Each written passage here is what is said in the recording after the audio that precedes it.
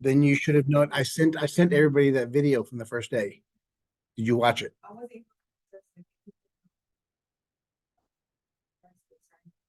So. No, I sent it to Remind on your phone.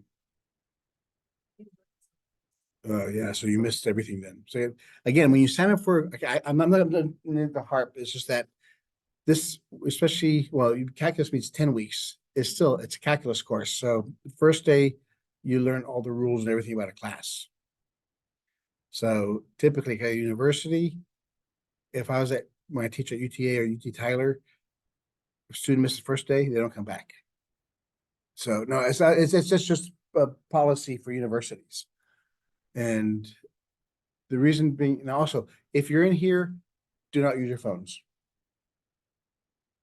Because if you want to use your phone, stay home. I'm going to be here teaching a small group of people at 11 o'clock. And we have to catch up. So for the calculus, we very finished. Yeah, I'll send you get on Remind. Go in the syllabus. Have you looked at this? Even looked at the syllabus? Okay, so on the very top, you see on the grading points, you see that the top two grades are Remind and the syllabus test. Well, obviously you should have asked, what are you talking about? There is no syllabus test. And that's what we talked about first day of class also. So go back online, look at the very top, you'll see how to access your Remind. Register for that, and I'll send you the video so you can watch what we talked about. The calculus at 11 o'clock only meets Tuesdays and Thursdays for the first 5 weeks. What I'll do, I'll send you the video so you can catch up what we talked about there, and you can start tomorrow. Fortunately, you only missed one day then, one lecture day. Missed yesterday, so we start talking about limits and things there. And so from there, we'll pick up tomorrow. Right. So yeah, I mean, you didn't even say it, because then we're gonna talk about algebra here.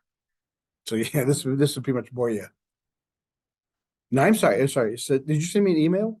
No. Or didn't you contact me at all? I had technical problems, so I couldn't even get your email until last night.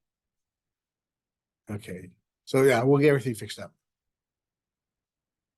But I'll send you the video. You should watch it. Well, yeah, it's well, let me see. There's a lot of people haven't it's just read the syllabus, send and register for Remind, send me a message that you understood it or didn't understand it. Again, it's on the video. I'll send to you. Yes, so yeah, you'll catch up tomorrow. You only missed one day, one or maybe two sections. We'll do a quick run through real quick tomorrow. All right. Sorry about that. Now you're here. So is 9 o'clock tough for you to get here? So try to get here at 9 o'clock from now on out. It would make it much easier because that one meets 4 days a week. This one only meets twice, so we're gonna have to fly through this stuff really quick. Because they've double booked me for 2 classes at 11 o'clock, and which we talked about on Monday. With this one? Yeah. Well, I'm still waiting to hear back from my dean about whether I get to keep this classroom or not, or if to move back to the other one. But I need to see if anybody's still looking, because there are students who don't do anything first couple of days of school. Nope. So, but yeah, it'd be easier and faster it'd be easier for you if you want to catch up with stuff. But I mean, I have to be here anyway. I'm thinking of it's easier for you all if you show up 2 hours earlier and you have 2 hours of class instead of 4 hours crammed into 2 hours. It's much easier. But if you want to stay here on Tuesday, Monday, Wednesday, you're more than welcome to. But again, we have 16 weeks of stuff to cover in 10 days. Think about it. 16 weeks of stuff in 10 days. So we're going to be flying in this course. All right. So, all right. So back to this. And each of these corners are called quadrants. That's quadrant 1, quadrant 2, quadrant 3, and quadrant 4. For those of you who were here on Monday also, remember I record all my classes, so I'll send you the copy of them with the notes. So you don't have to spend all your time trying to copy what I'm saying on the notes. Because while you're writing down stuff, I'm still going to keep on talking and moving forward. So it's a lot easier just to listen and just write down some pertinent notes and do the examples. So in the first quadrant, you start, for example, if I give you a point 3, 4, starting from the origin, you follow the x. This is the x value. It's positive, so you go to the right. You go 3 to the right and 4 up. And that's that location. That's that point. A point is a location.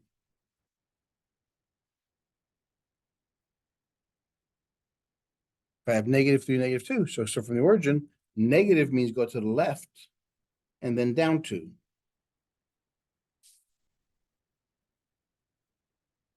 So each of these quadrants, if both numbers are positive, they're in quadrant 1. If the first one's negative, the second one's positive, you're in quadrant 2. If they're both negative, you're in quadrant 3. If it's positive, then negative, you're in quadrant 4. And it makes sense, because think about it. You go from the origin to the second one, go left and then up. Go right, then down. So it makes sense if you look at it that way.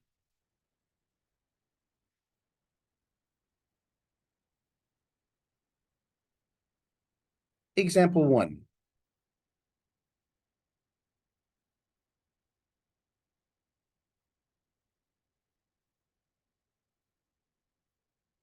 Here we have a series of points.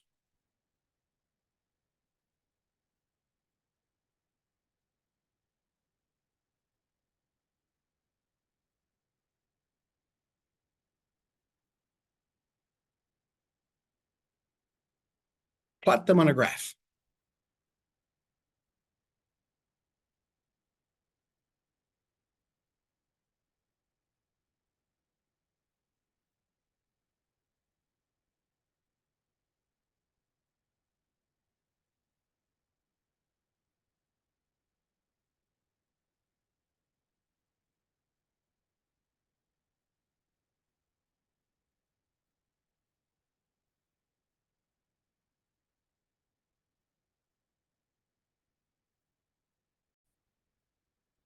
So -3, 5. What quadrant is that in?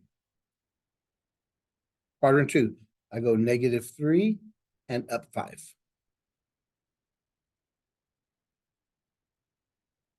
That's that point. Next one is 4, 3. Quadrant what? 1. Over 4, up 3. 3, 4, also quadrant 1. -4, -2. Yeah, so it's to the left and then down, we're in quadrant 3. 3, -4, quadrant 4. So we go to the right and then down 4. 0, 4. No. It's on the y-axis.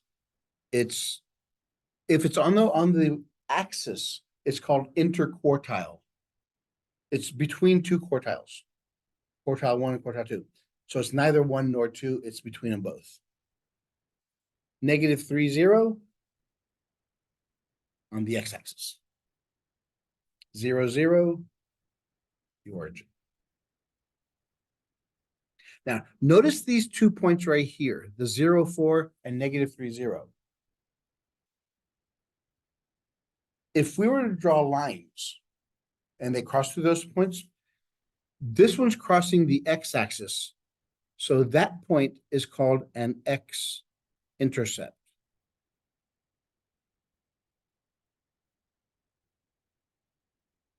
What do you think this was going to be called?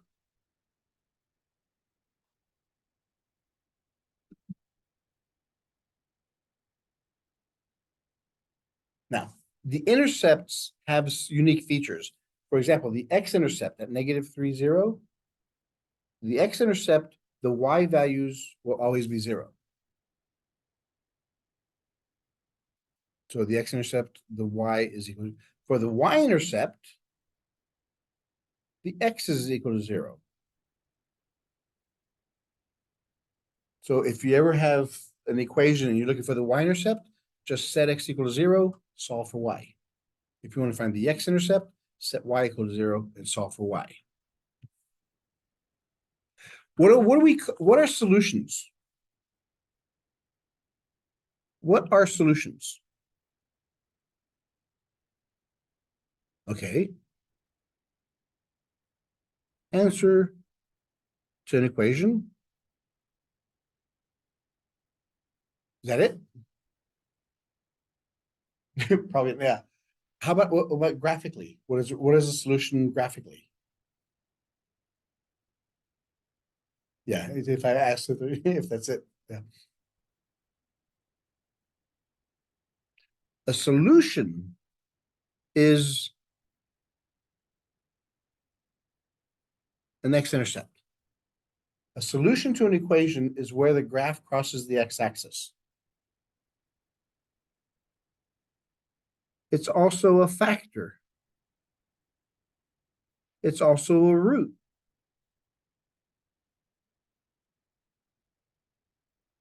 So when we talk about solutions, there are a lot of words that are synonymous to it. And it all depends on what we're looking for. Example 2.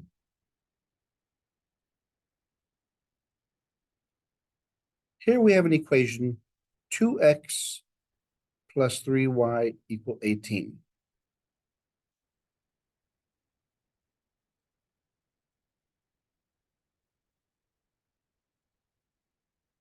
Are these solutions to that equation?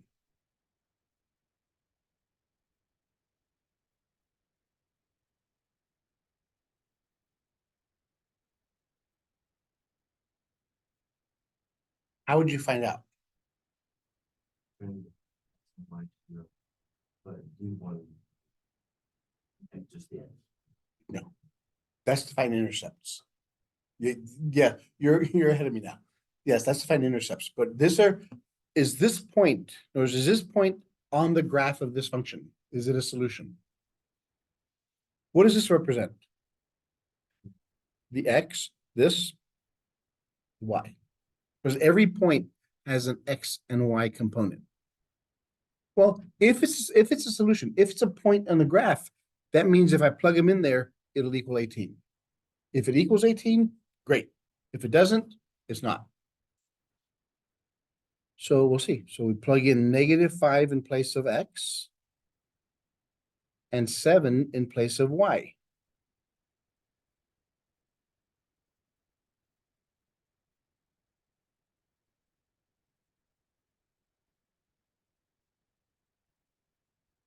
Positive times negative is negative. 2 times 5 is 10. Positive and positive is positive. 3 times 7 is 21. Since 21 is bigger than 10, the answer is positive. 21 minus 10 is 11. Does 11 equal 18? No. So that's not a point. It's not a point on the graph. Not a solution to the function.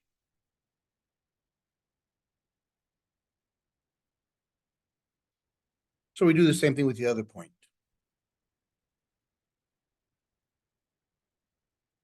Put 3 in place of x, 4 in place of y, and see if it equals 18. 2 times 3 is 6. 3 times 4 is 12.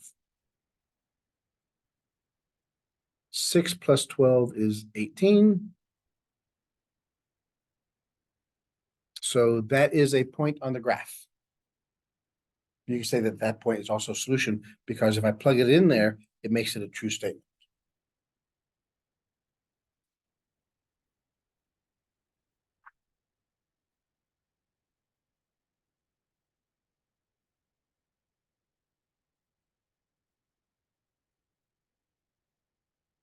Graphing equations.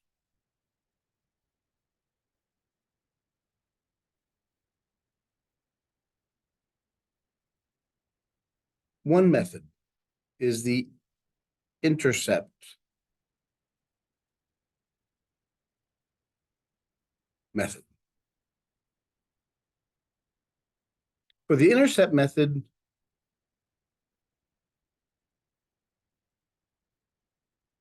we find the x-intercept and y-intercept, and then draw a line connecting them.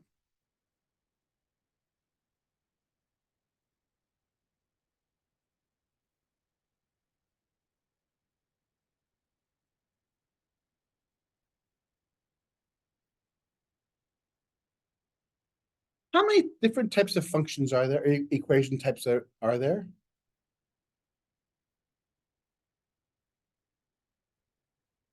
The graphing techniques, there's basically four, but there's more. But what we're dealing with here so far, these are called linear equations. What are linear equations?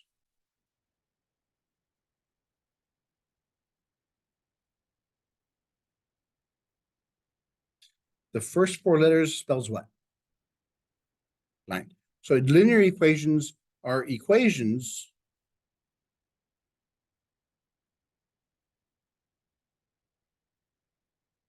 that define a line. And for the first part, we're going to deal with linear equations. And then we're going to learn about the other 15, or other 8 for this class, other 8 equations we'll deal with. All right. So to find the x-intercept, what do we do?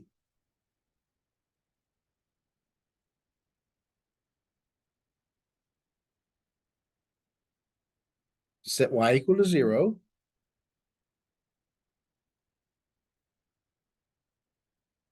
Solve for x. And that's going to give you a point that looks like that. It's an x-intercept.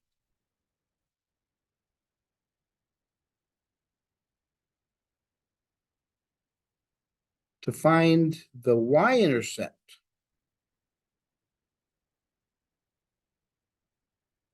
you set x equal to 0, and then solve for y. And that's going to give you that location.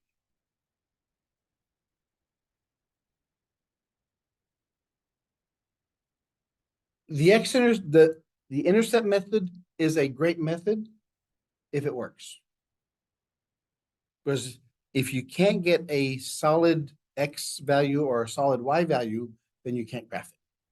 Because what if you had x equals 1 2/3? How would you graph that? You know that between 1 and 2, it would be it'd be somewhere around there. But again, it's not accurate. So if it doesn't give you a solid number, don't use this method.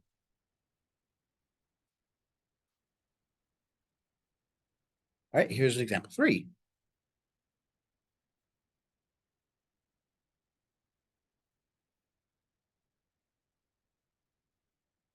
Two x plus 3y equals 18. Graph that using the intercept method.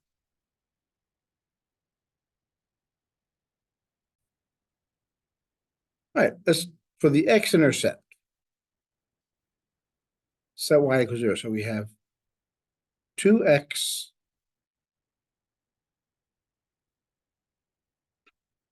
set y equals 0. Basically, what that means is just get rid of the y part. And then divide by 2. So my x-intercept is at 2, 0. No, I'm sorry, 9, 0. I'm talking about 2. Where do I get that from? 9, 0.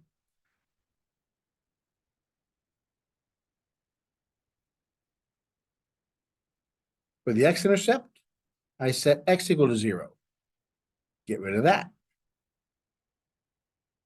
3y equals 18. Divide by 3.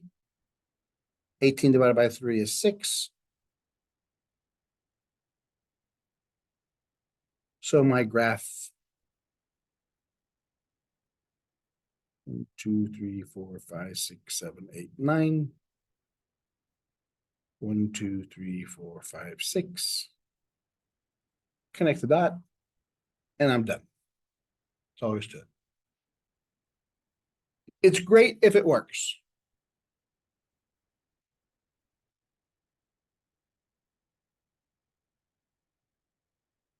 But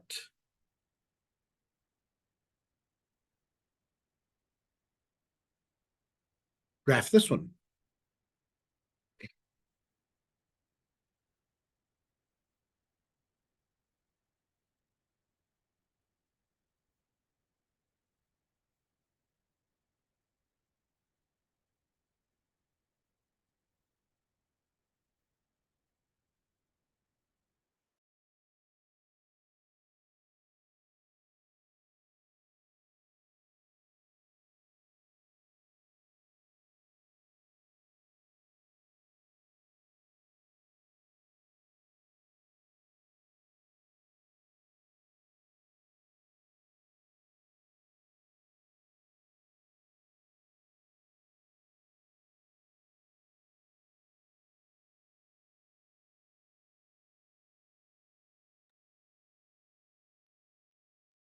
So we set y equal to 0.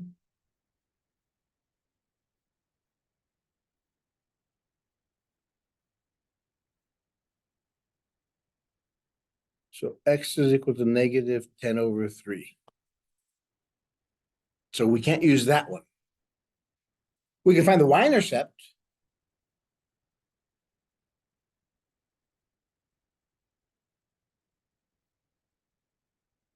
So we have negative 5y equals negative 10.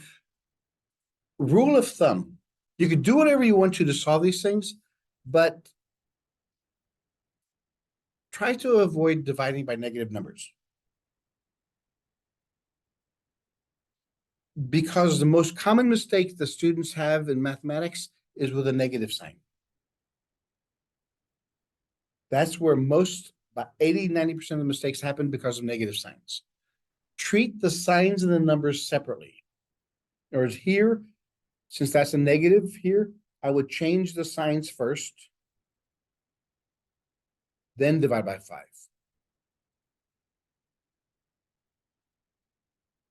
Treat the signs and the numbers separately so that you don't get confused if you have larger equations. So we know we have 1 point.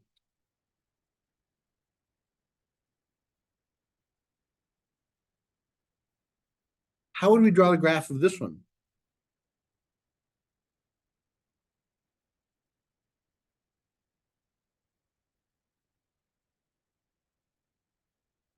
What's that? Right over. You don't have that over here. Where is it? Later on, yes, we'll do that, but not now.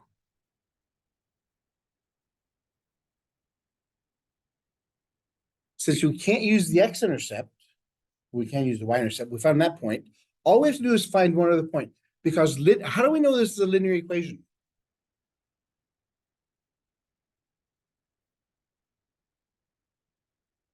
That's the first thing I should have asked. How do we know what do we know the graph's going to look like?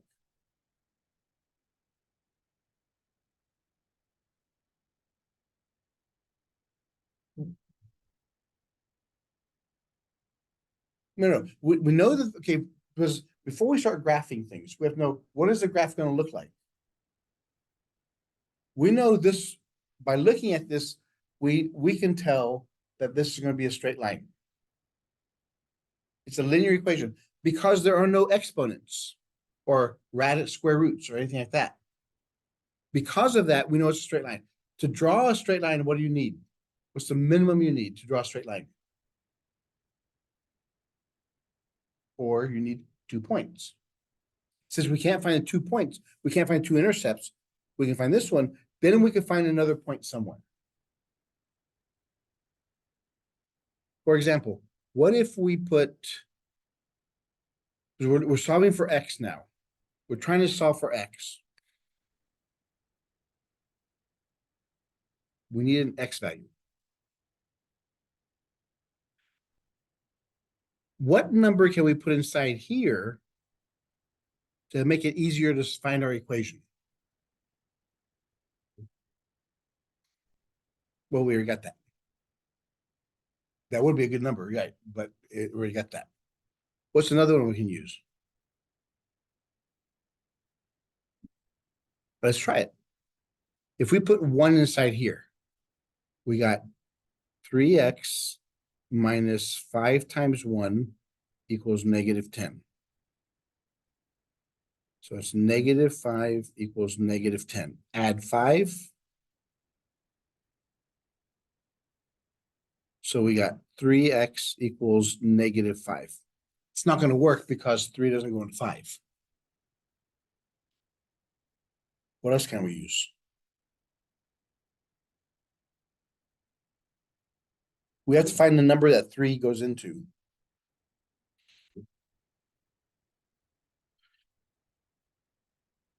Let's say if we put 3, we tried 1, that didn't work because that gave us negative 5/3. We can't do that. So we just try 3. 3x minus 5 times 3 equals negative 10. Negative 15 minus 10. So we add 15. That makes it a positive 5. Nope, not going to work either.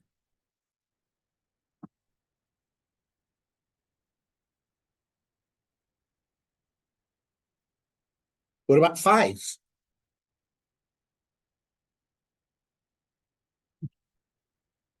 What if we try 5?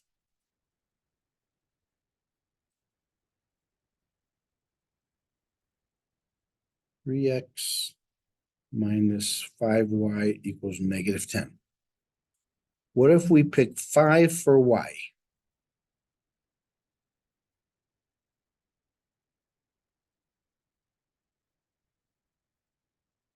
Negative positive is negative 25.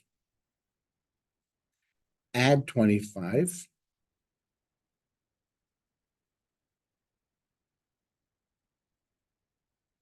$25 minus 10 is what? Does 3 go into 15? Now we're cooking. So x is equal to 5. So now we found a point at 5, 5.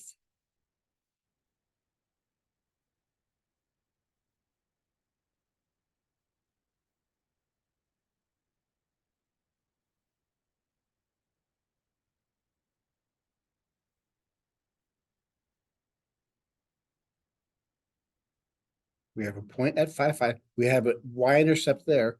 Once we find those 2 points, we can connect the dots. So if, for right now, if the intercept method doesn't work, we use whatever intercepts we have and then try to pick some points that give us a solid number. But that only works with linear equations.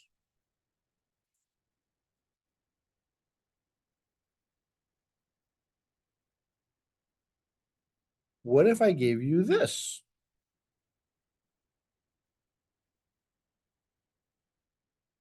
Is that linear? Nope. What kind of equation is this? Do we graph that? Do we know? Very good, very good. Why don't we know it's quadratic? Because it's a 2, right? What does a quadratic look like? You knew the name. What's a graph? Very good. The quadratic equation looks like this. Which means, will 2 points work for us? No.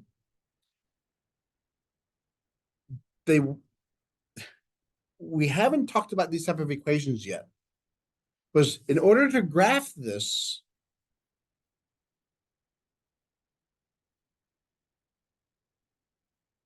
you'd have to pick a whole bunch of numbers. And then till you see a shape. Because there's going to be some sort of shift.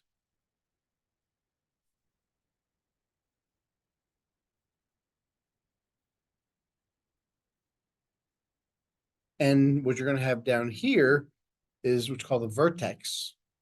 So some points will be here, some points will be here. Yeah, we're not going to talk about this yet. We'll talk about this later on in chapter 2 and chapter 3, these type of equations. Right now, I'm trying to limit ourselves just to deal with linear equations.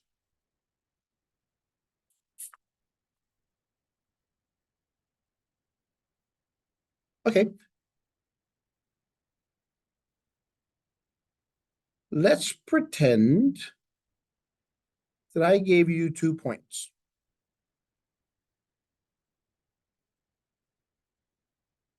I gave you the point 1, 1 and 5, 4.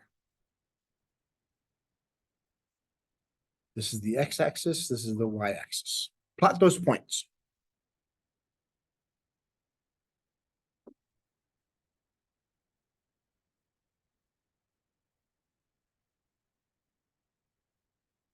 So we have a point at 1, 1.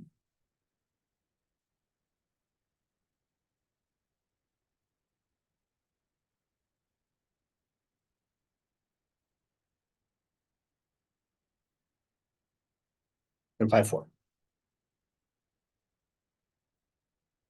We could connect those 2 dots with a line. So this is the first property we talk about. In order to draw a line, you need to have 2 points. You can't draw it with only 1 point. You need 2 points. So what can we find if we have 2 points? Okay, we can figure out the slope. What else?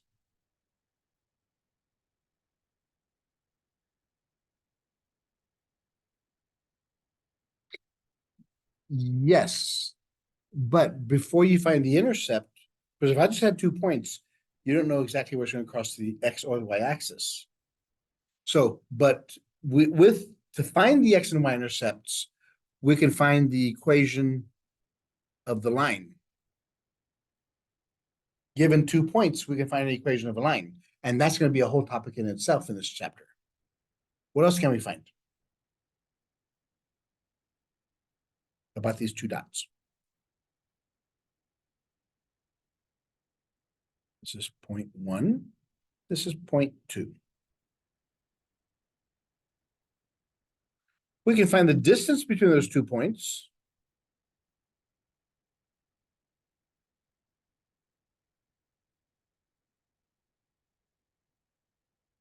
And we can find what's called a midpoint.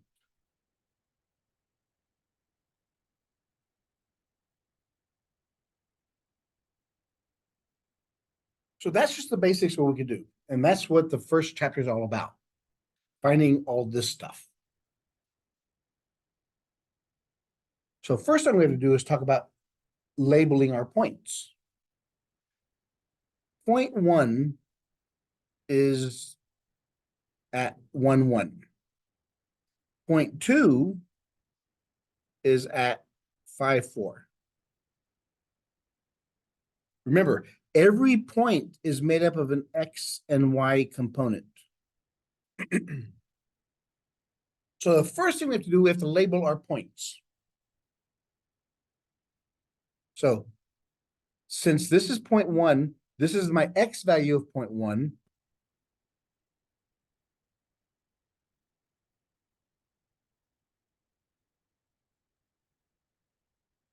So point 1 consists of x1, y1. Point two consists of x sub two, y sub two. The reason that's important because all these formulas are going to be referring to x1, x2, y1, y2. So the first thing we have to do is label our points. In other words, we have to know what x1, x2, y1, y2. So what is x1?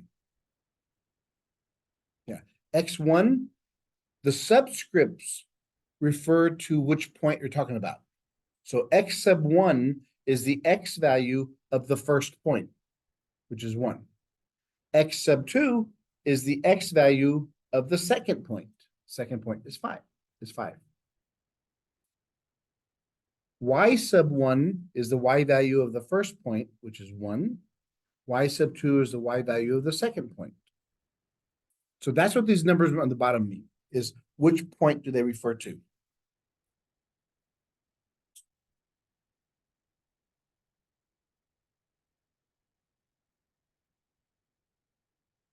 Let's talk about distance first. The distance between 2 points. What formula do we use and why?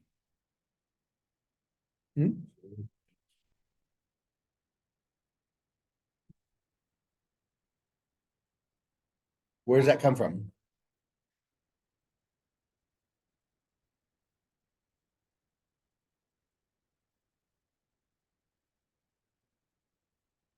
If you think about it, looking at these 2 dots, we have a horizontal line there, we have a vertical line there.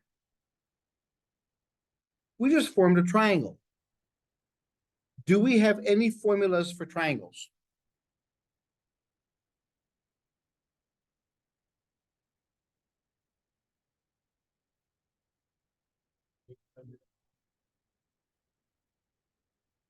Length, width, and height. That finds the area of a cube. Which one? The hypotenuse. Okay, it has to do with hypotenuse. The hypotenuse is this one. What formula deals with hypotenuse? Very good. So for our equation, we're going to do a squared plus b squared equals c squared. What's that formula called?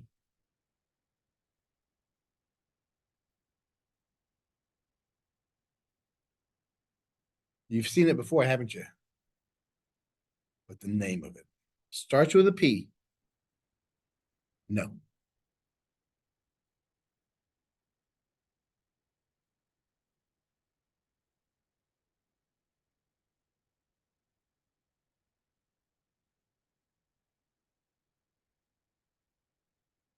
Pythagorean theorem. The Pythagorean theorem, what it tells us is in any right triangle, the square of the legs, there's the short sides, the horizontal side and the vertical side, the sum of the squares of those 2 sides equal the square of the hypotenuse. Why do we know that? Where is distance related to this?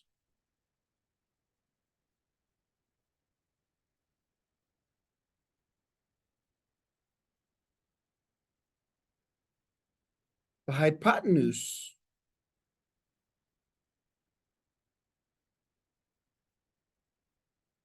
tells us how far it is from point A to point B. It tells us the distance between point A to point B, which in our case is from point 1 to point 2. It's the distance. So far, so good. So how do we figure out the length of A and then the length of B? How do we figure out that?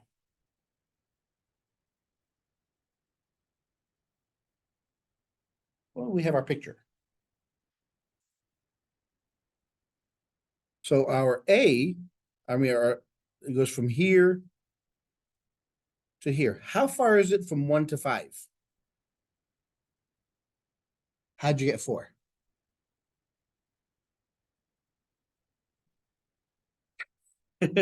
Yeah, you could go 1, 2, 3, 4. But what if I gave you between 3 and 97? How many numbers are between there? Right. There are 94 numbers between there. You're right, you said subtract. What do you subtract? To get that, you go 97 minus 3. Very good.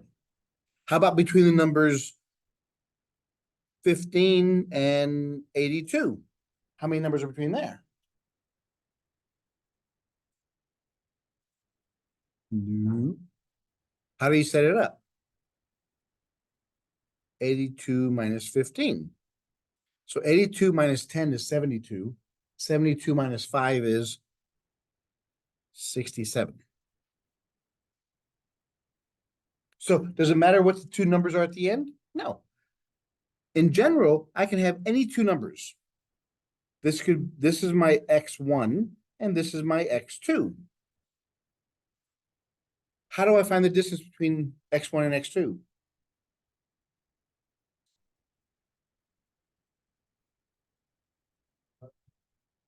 How do we do it up here? This is my first one. This is my second one. What did I do to find the distance? Subtract them. Subtract what from what? Very good.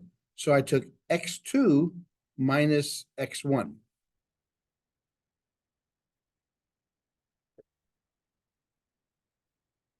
That's what A equals. What is B going to equal? Very good.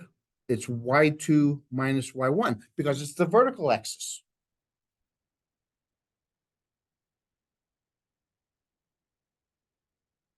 And the hypotenuse is the distance between A and B.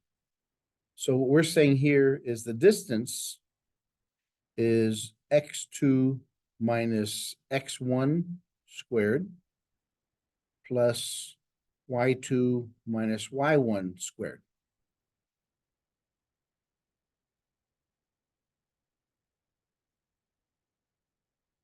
Do we know the distance yet? Well, no, because it's squared. How do we get rid of the square? We square root both sides. Very good. So the distance is equal to the square root of x2 minus x1 squared plus y2 minus y1 squared. That is your distance formula.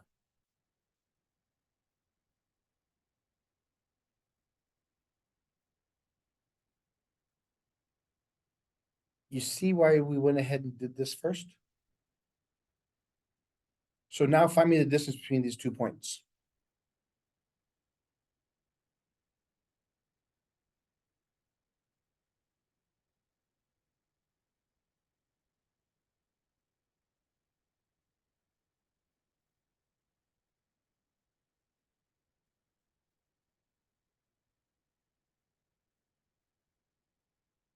What is x2? 5 minus x1. Y2 is 4 minus 1.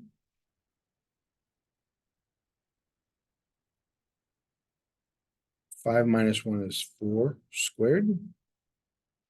4 minus 1 is 3 squared. 4 squared is 16. 3 squared is 9. 16 plus 9 is 25. So the square root of 25 is? Right. So that's the distance between x1 and x2. Point 1 and point 2.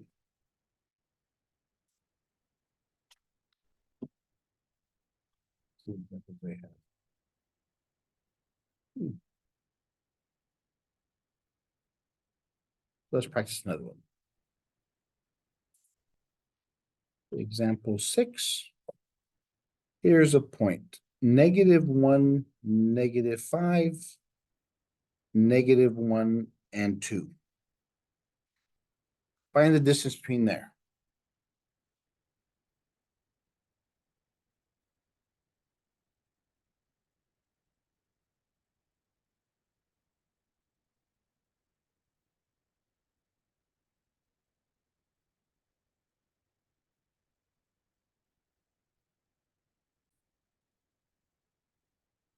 So to find the distance, the first thing we have to do is label x1, x2, y1, y2. What is x1? What is y1? Very good. That's x and y are the first point. X2 and y2. Very good. So now we just plug these values in here. It may seem redundantly boring to do that, to do this or here, but I guarantee you, I see more mistakes when students start looking at these points here. They'll see this as x1, x2, y1, y2. That's the most common mistake. And I hate counting students wrong when they do that. But so if you do this, and it's also going to help us to find the slope and everything else. So x2 is -1 minus -1 squared. 2 minus -5 squared. 2 negatives become a positive.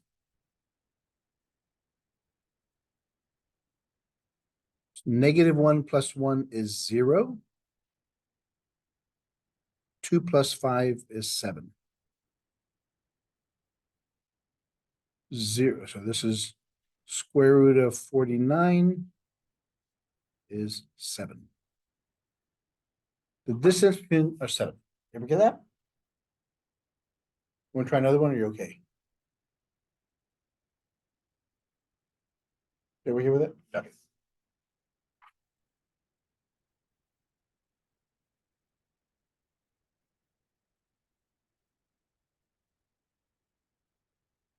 The midpoint between 2 points.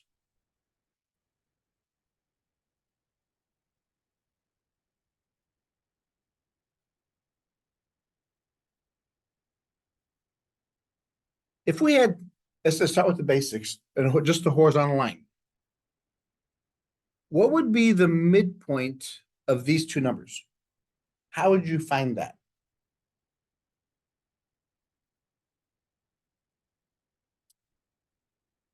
Yes, why is that?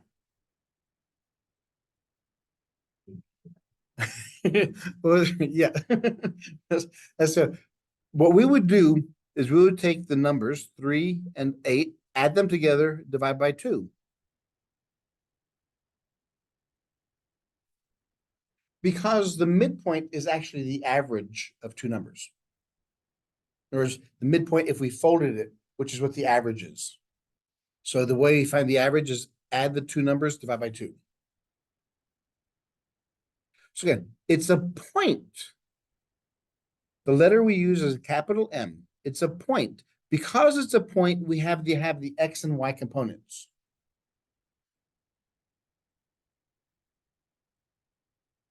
So we have to find the X part, which is x1 plus x2 over 2. And then we have to find the Y values, y1 plus y2 over 2.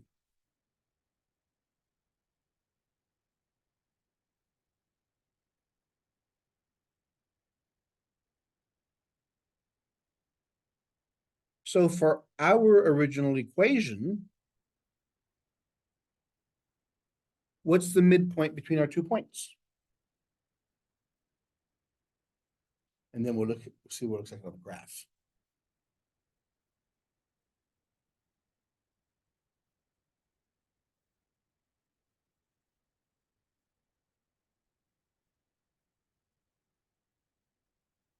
Are you asking me or telling me?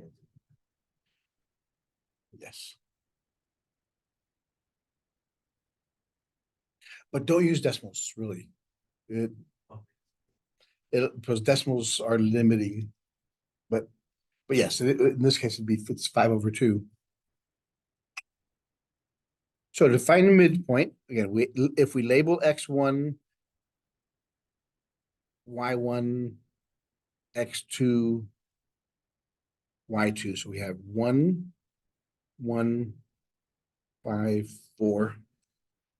Once you label those, it's much, much, much easier not to make a mistake.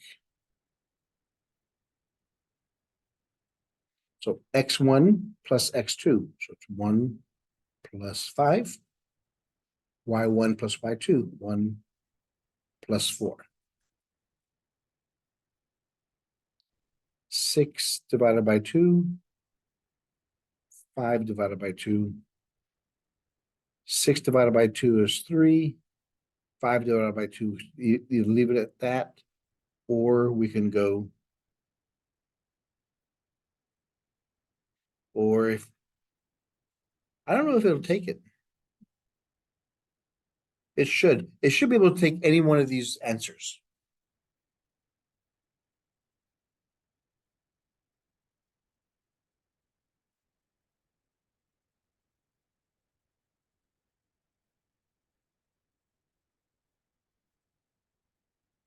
Let's see what it looks like on our picture.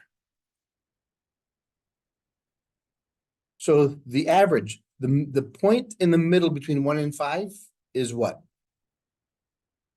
Is 3. Between 1 and 4 is 2.5. So there's our midpoint. And that's how it's calculated.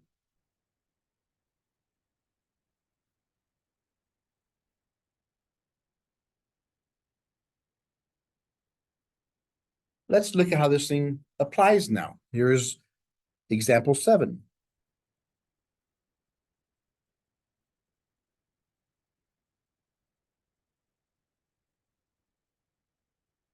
The point -2, 5 is on a circle.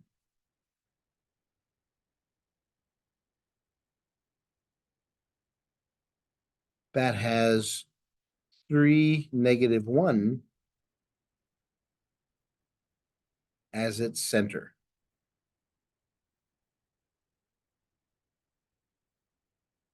Find the length of the radius of the circle.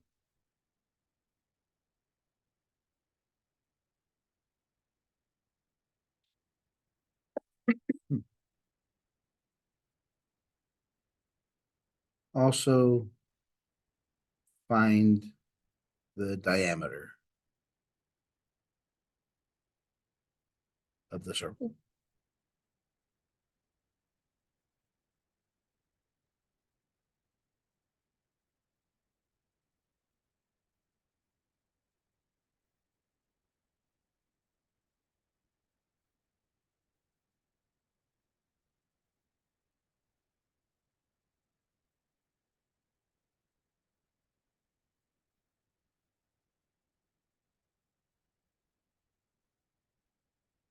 So how do you think we'd go about doing this?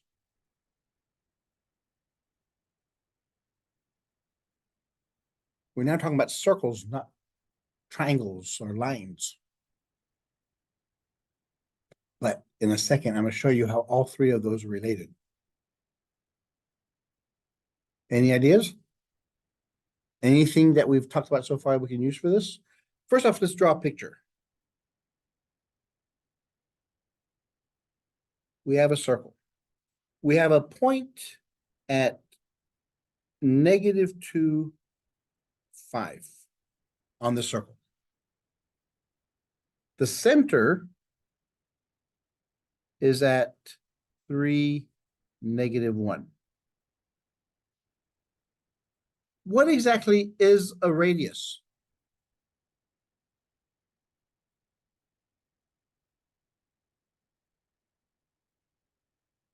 What is a radius? Is what? Just the line?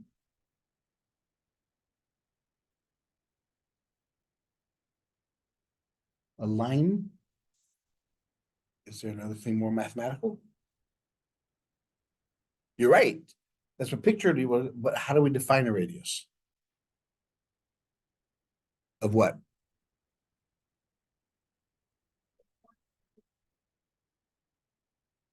And the center. You're getting the, yes. The radius is the distance from the center to any point on the circle. Does that help us any? Yeah, it tells us what formula we have to use because you use the word distance.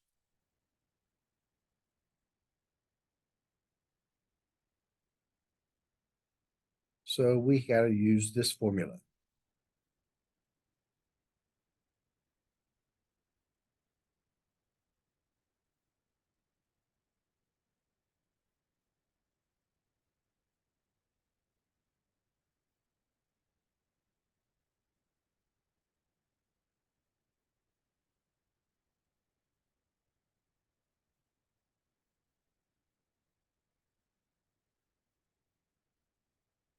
So as earlier, we had to define what x1, x2, y1, y2 are. So what's x1?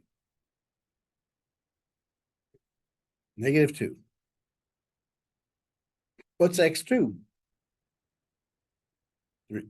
Y1 and y2. Very good. The easiest way to do this to pick point one is take your pen, reading from left to right, whatever point you get to first, that's point one. That's x1, y1. But that really doesn't matter because it's gonna be the same distance no matter how you look at it.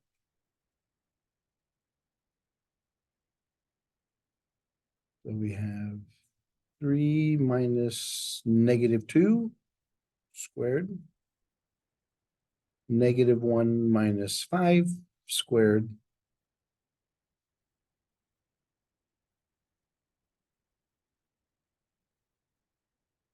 That becomes a plus. 3 plus 2 is 5 squared. -1, -5, they're both negative, so add them. 5 plus 1 is 6.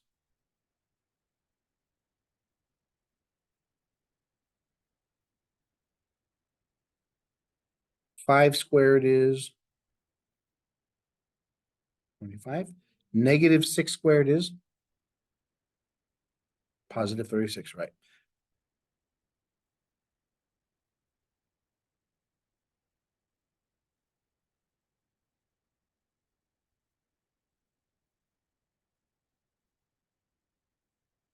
The square root of 61 is your final answer. That's the radius between those 2 points. What's the diameter?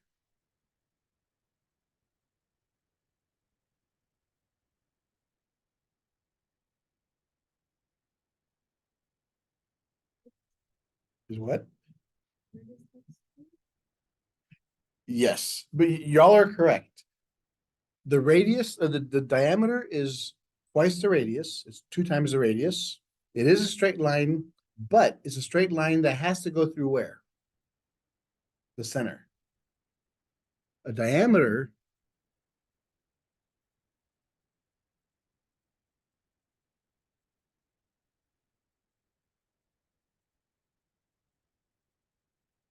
the distance from one point on the circle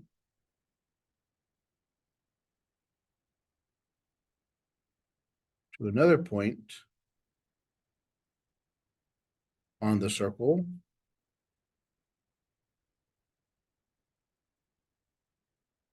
through the center.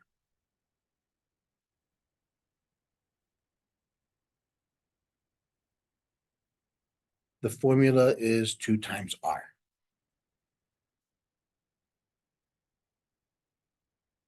So if our radius was square root of 61, what's our diameter?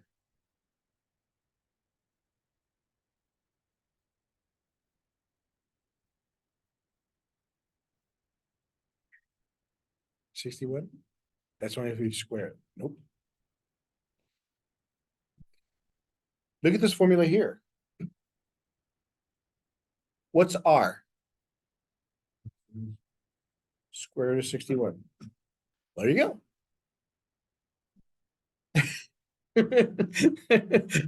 Yeah, exactly. So, oh, that's all you have to do to it? Yeah. It's just a coefficient put in front of it.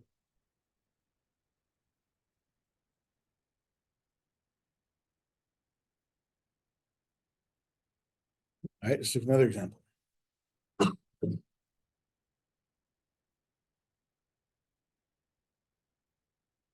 Example 9.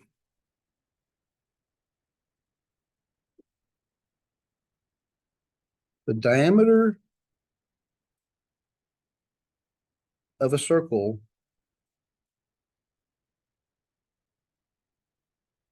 connects the points 2, -3, and 6, 4.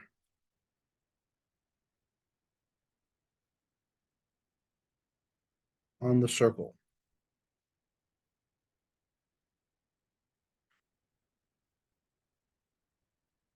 Find the coordinates.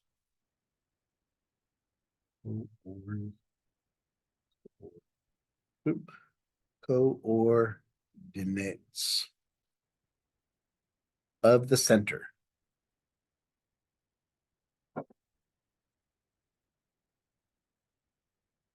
The diameter of a circle connects the points 2, -3, and 6, 4 on the circle. Find the coordinates of the center.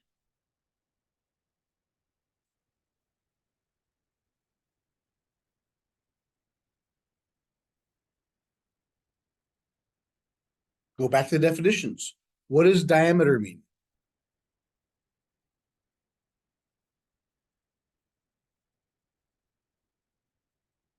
We were just talking about a second ago.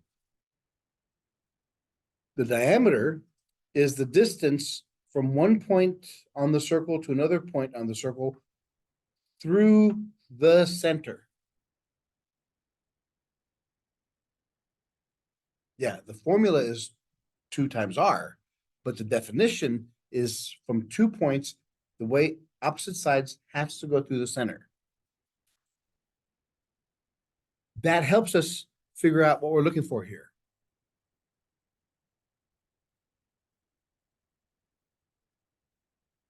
So we have a point at 2, -3, and another point at 6, 4.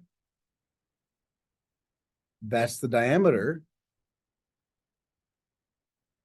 If that's the diameter, what else do we know about it?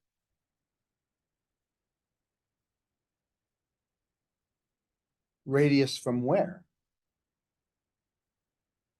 Nope. Radius always starts from where? Do we have a center? Remember, a diameter has to go through the center. And both of these sides are the same side. Same length. So how do we find that location? Very good. It's exactly what it is. It's halfway between those two, so it's the midpoint. Very good.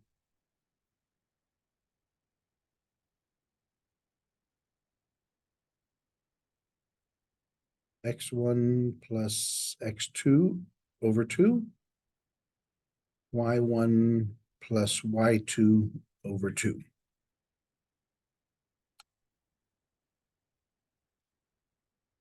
X1, X2, Y1, Y2.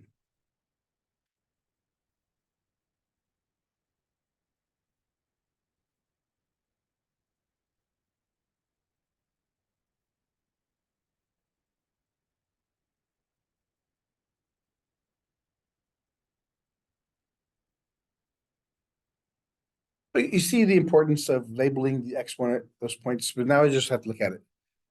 So X1 is 2, X2 is 6 over 2.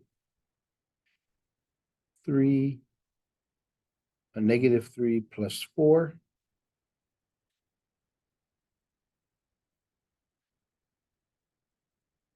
Eight over 2.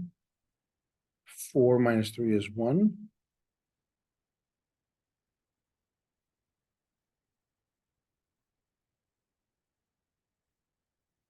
So the midpoint is at 4 1/2. What does that mean to us? That's the center. That's the coordinates of the center.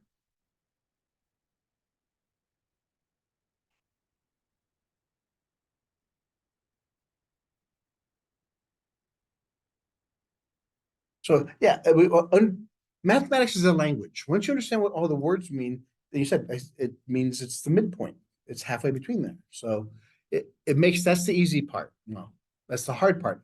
Once you define what they are, the easy part is just plugging in numbers. So we talked about circles. Let's define circles now.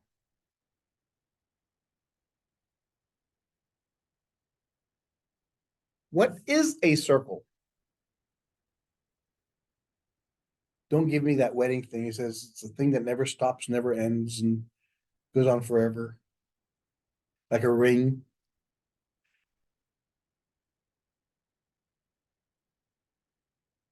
We use these words all the time, but we don't define them.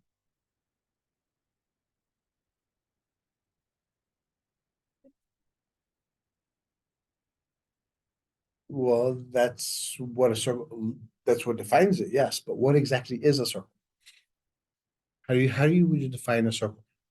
Because then I have to ask you, then what is a degree?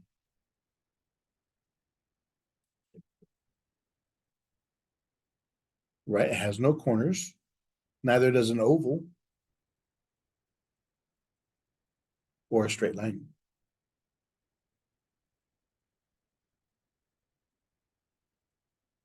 Okay, I'll give the answer here. An infinite number of points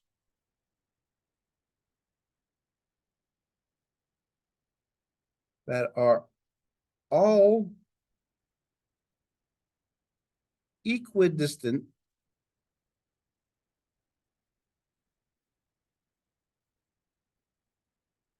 from a central location.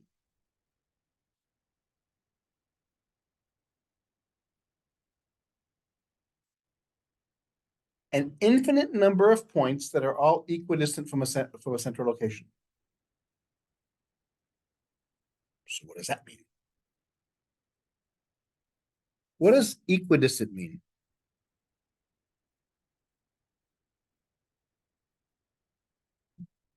They're all the same length, right? They're all the same distance from center. So basically, all these points are all the same distance away from the center. Let's look at a graph. For this example, we'll use the center and at the origin. We'll pick a point here. So there's the distance. So make it that distance. So I can make another point here. That's also the same distance away. Another point here.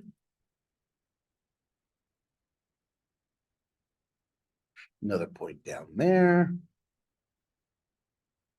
Another point there. There, and even one there. Those are all the same distance away from the central point. Right? But if we look at this closely, each one of these points with this distance in there, we just talked about distances, didn't we? As the hypotenuse. Each one of these forms a right triangle.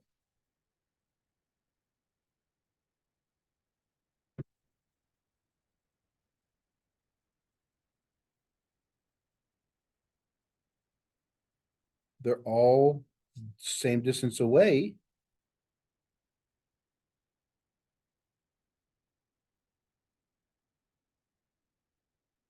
A circle then is defined by triangles.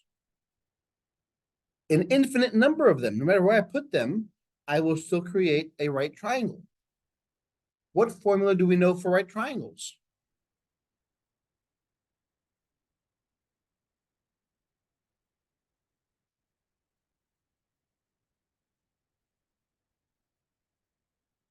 This is the interesting part.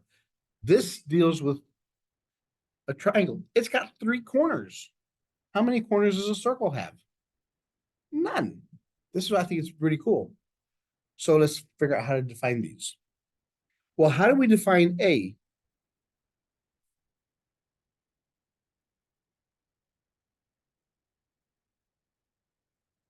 Yes. X2 minus X1 squared. And B was Y2 minus Y1 squared. And a hypotenuse is the radius.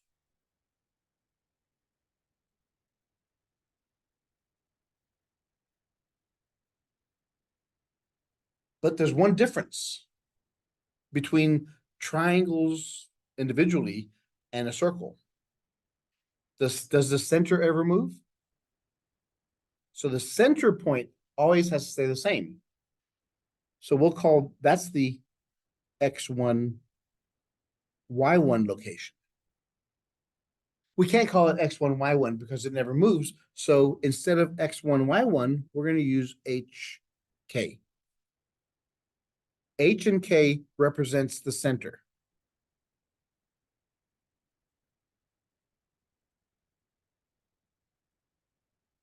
So our equation, X minus H,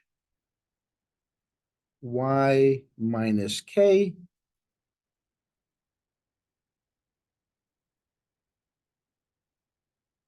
and if we square root both sides,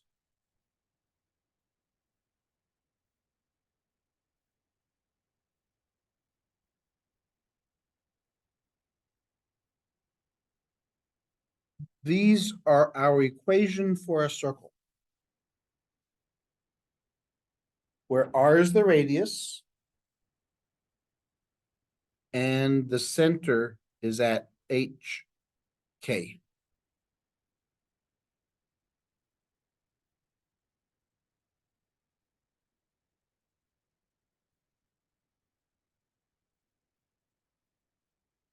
Example. Notice there's 2 different types of equations you can use.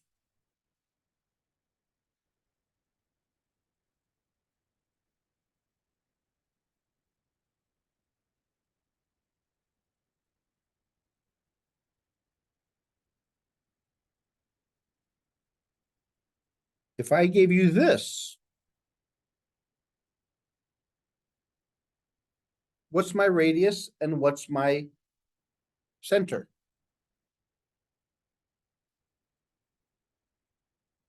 And the center? Are you sure? No. Look at the equation we have here. X minus H. The center is H. Y minus K. The center is K. So what's it gonna be here?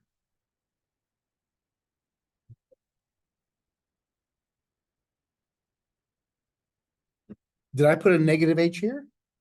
This is x minus h.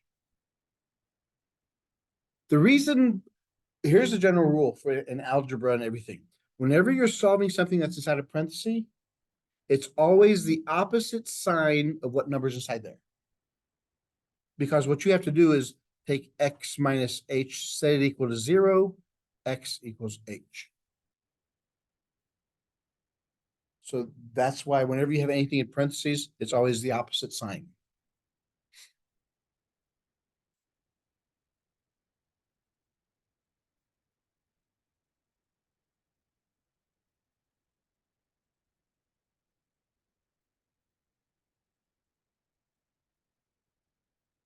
How about this one?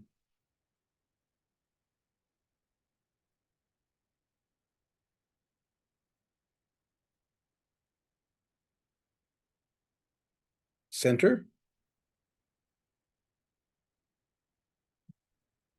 Very good.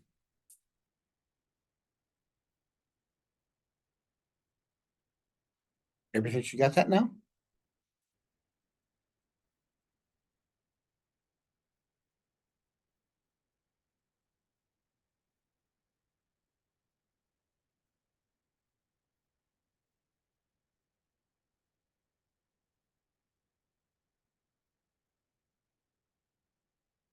How about that one?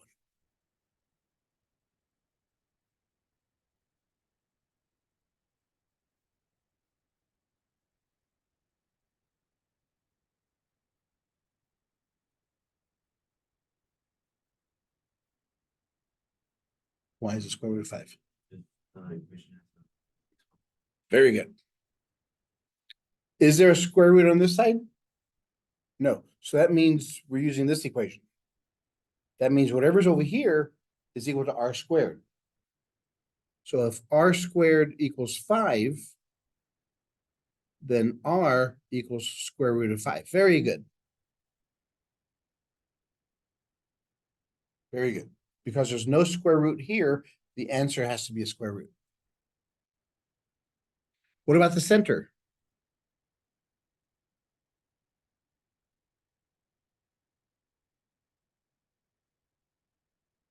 Very good. But it's always the opposite of what's inside there.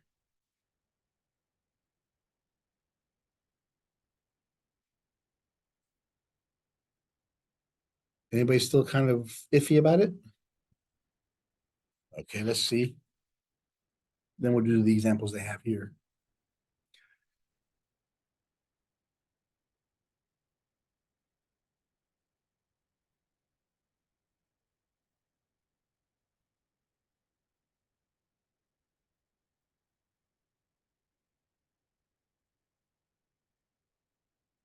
And remember, simplify your answers.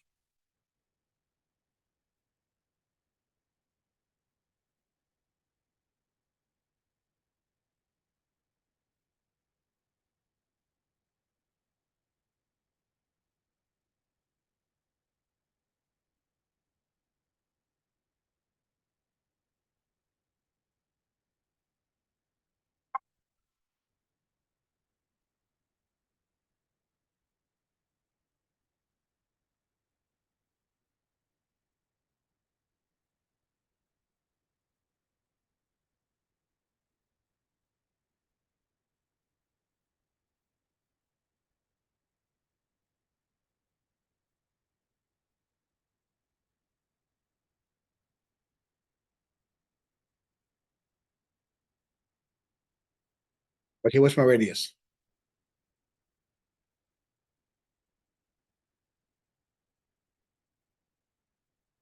Anybody agree? I don't. What is the square root of 1? But yeah, you're right. It is square root of 1, but square root of 1 can be simplified to 1.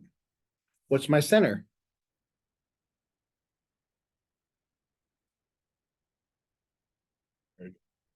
If there's nothing there, it's 0. Very good.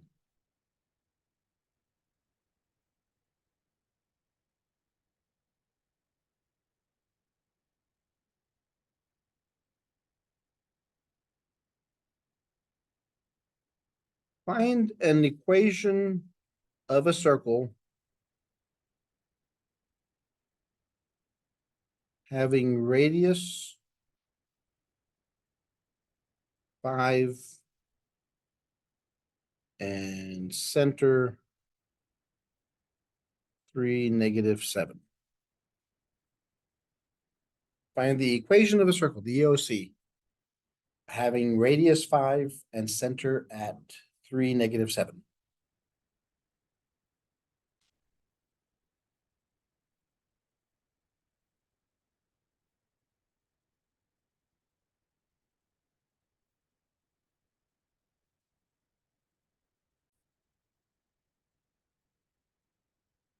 What is the formula of equation of a circle?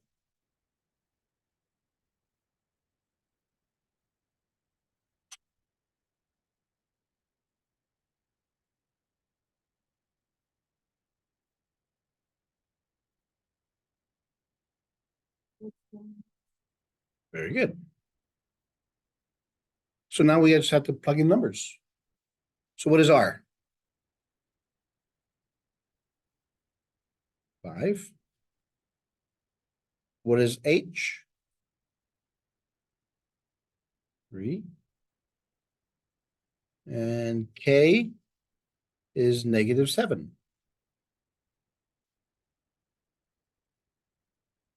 So our equation be x minus 3 squared, y plus 7 squared. That's one way you could have done it. If you did the other way, it would have been r squared equals x minus h squared plus y minus k squared. Both of them are equations of circles, but that's where the homework comes in. I don't know which specifically they want you to put in there. So if you did it this other way, it would be 5 squared equals x minus 3, y plus 7, or 25 equals all that. So you have to be very careful what they're looking at, even though they're both the same answers. You okay with that so far?